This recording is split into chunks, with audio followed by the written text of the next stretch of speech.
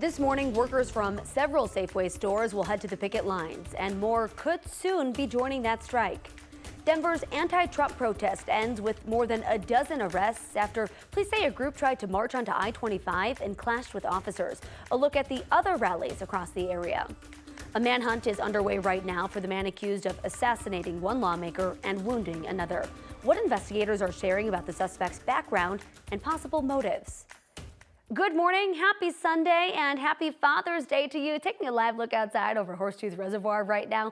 Gonna be a gorgeous Father's Day to get outside and enjoy. Thank you so much for joining us, spending part of your day with us. I'm Lauren Scafidi. Your top stories are just a couple minutes away, but first, let's send things on over to Weather Impact Team meteorologist Carly Cassidy. What's that grill forecast today, Carly? It's gonna be awfully toasty by the grill. Even the temperatures alone, we are back to the 90s this afternoon. Yesterday, we talked about it, hit our first 90-degree day of the year, 92 where we topped off yesterday for your Saturday afternoon, and today looking to beat it by just 1 degree, 93 for this afternoon. But headed out this morning, plenty of sunshine, blue skies, nice and comfortable as well, so enjoy the cooler temperatures because that heat, it is coming. 60s, 70s to start things off, and then here we go, climbing right back up through the 80s to the 90s by even into lunchtime for some.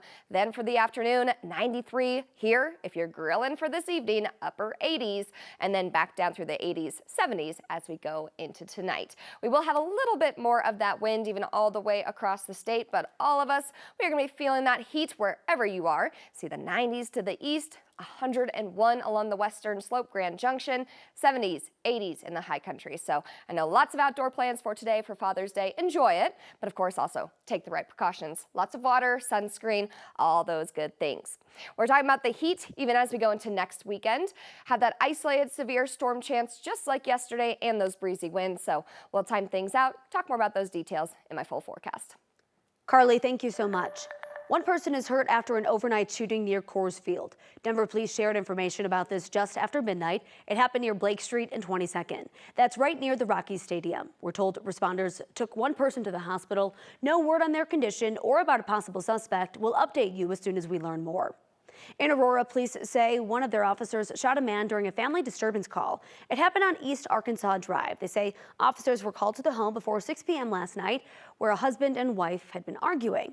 Officers separated them. One officer then spoke with the husband in the garage. The husband pulled out a gun during that conversation. According to police, he wouldn't listen to several commands to drop it before turning the gun toward the officer. That officer then shot the man. He was taken to the hospital with life-threatening injuries. Safeway and the union representing its workers have failed to reach a deal. That means they're set to head to the picket line this morning. Strikes are set at Safeway Albertsons locations in 4 cities across the state: Denver, Estes Park, Fountain, and Pueblo. Workers say they want the chain to address staffing, pay, and pensions benefits. Stores in other cities will also vote on whether to join the strike later this week. That includes Colorado Springs, Fort Collins, Greeley, Loveland, and Longmont. Right now, the FBI is searching for this man. His name is Vance Belter. He's accused of assassinating one Minnesota state lawmaker and wounding another. He's described as 6'1", around 220 pounds, with brown eyes.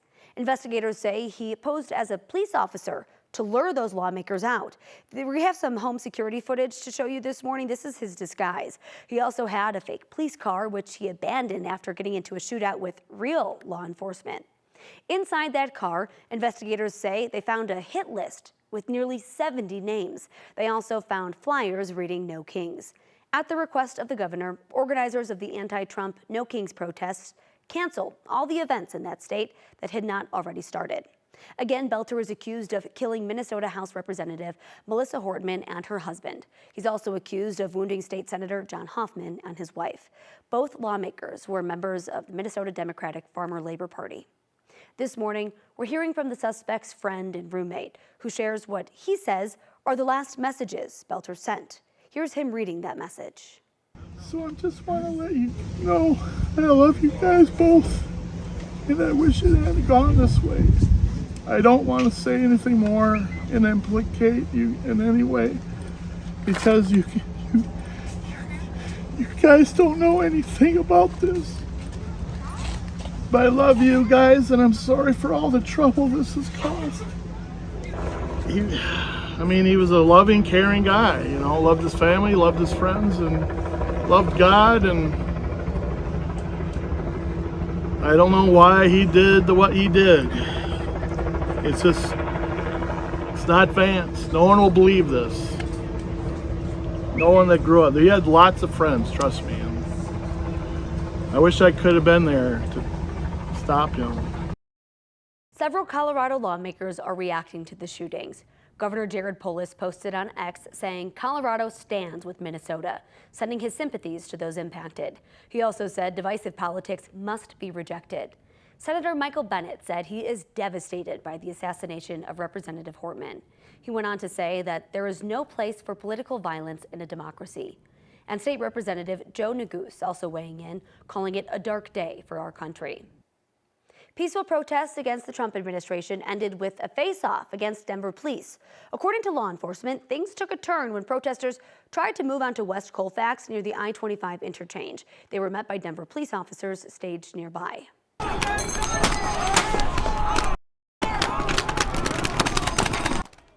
DPD says protesters tried to push through and get onto the highway. DPD responded with smoke and pepper balls. Denver police say protesters threw rocks and bottles at officers. DPD says they arrested 5 people in this incident.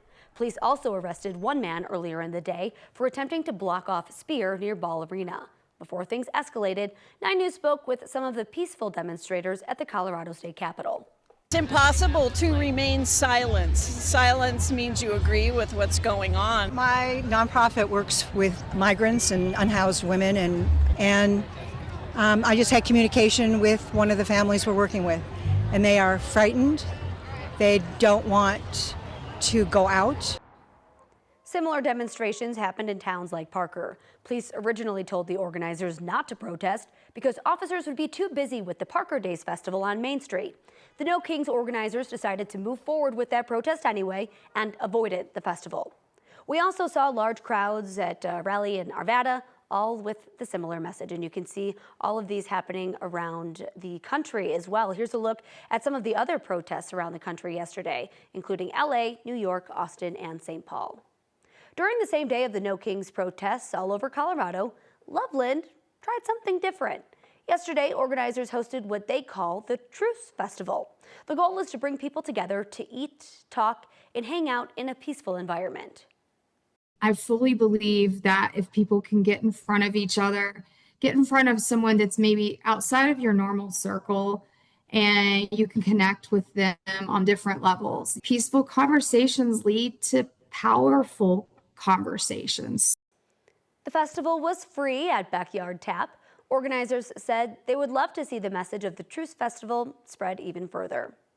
At the same time, hundreds of thousands of people lined the streets of Washington, D.C. for the Army's 250th anniversary parade, which coincided with Flag Day and President Trump's birthday.